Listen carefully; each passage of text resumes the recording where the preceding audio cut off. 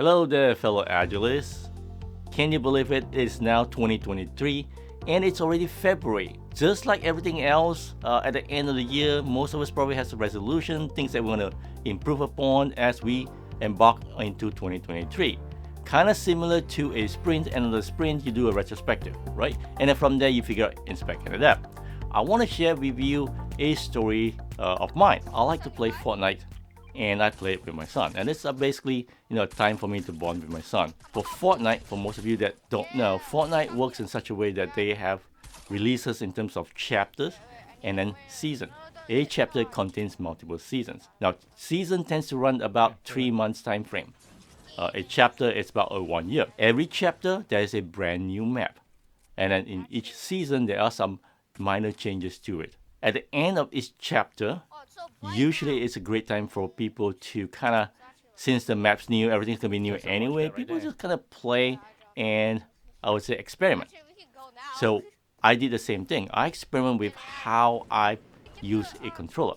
Now, because I kind of suck playing the game, I'm trying to get better at it so that I can play at my son's level so he doesn't get frustrated with dad that kind of died most of the time in the game. So what did I do? So I found somewhere where a YouTuber had recommended me basically changing the way that I play using a controller. So instead of using the X button to jump, change it to the stick, the right stick button with a press on that. Believe it or not, the change was so hard. It took me more than 10 times. So why was it so difficult for me to switch? Well, one of the reasons is because each time as I use the new way of playing, I will end up sucking more. I will end up playing much terrible than I had used the previous settings before. So that got me into, well, I don't want to suck worse. I want to get better. So I would revert back. And it was just constant, back and forth, back and forth. And it was like almost 10 times before I finally said, you know what? I'm just going to stick with the new way. I know just by theory alone that that is a much better way, because if my fingers are not having to move, then I reduce that time and be able to navigate better. So what was the result? In the past, 10 solo wins will take me 3 months. So what does the new data look like now? Between 2 weeks, I was able to get 10 solo wins. And not just 10 solo wins, but in that game, I had more than 10 kills. Usually, it will only be around 2 or 3 the most. So now my averages have moved up. So this new way has allowed me to play better. So why does this story matter? When you're running Scrum, at the time of retrospective, you will come up with ways of trying to get better at how you do work. Inspect and adapt. Part of that might be some experiment. An example is that, let's say, you're used to having somebody assign work. Instead of assigning work, you want to go into a pool model where you have your team members pull work in, right? So you have the backlog ready, let them pull work in.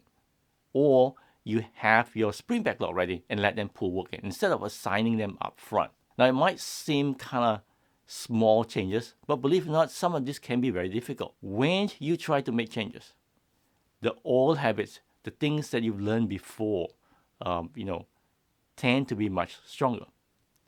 So they will pull you back. When you make changes like this and experiment with how you do work, be prepared, because what's going to happen, like me playing the game, is that you will see a drop in your productivity, a drop in capacity, a drop in your velocity, a drop in how much work you can do. So you got to give yourself some time to say, hey, this new way, I'm going to try it out for at least, I would say, 3 sprints before you decide to say, no, abandon it and go back to the old ways. Another example is there is a video out there called the backwards bicycle, I think, learning how to ride a bike on a, backwards. What was interesting in that video is that this person had taken the time to learn how to ride the bicycle backwards, but it only took him a day, less than a day, to go back to riding it normal. So when you inspect and adapt, when you make changes, when you experiment, give yourself enough time so you can look at the results properly, right? Don't just go into it, do it one time, and then, oops, the smallest roadblock that you face, you're going to jump back.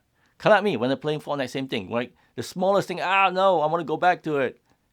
But that going back is holding the team back, holding from getting better in order to move faster, believe it or not, you have to slow down. You have to slow down your capacity. You have to slow down the amount of work you do so that you can find ways to do better. And when you're experimenting, guess what? You will be slow. So fellow Agilists, this is a reminder that our old ways of doing things are very strong and it will always pull us back. In order for us to get better at what we do, in order to move faster, you have to take the time to slow down, to adapt. Right? When you're adapting, things will slow down. Things will not go the way you want to go. There will be a drop in velocity, a drop in productivity. Expect that. And it's okay. Guess what? Because we want to be better. So that's it, folks. Take time, reflect upon it, inspect, adapt, stay strong. In order to go faster, you have to slow down. All right. Bye.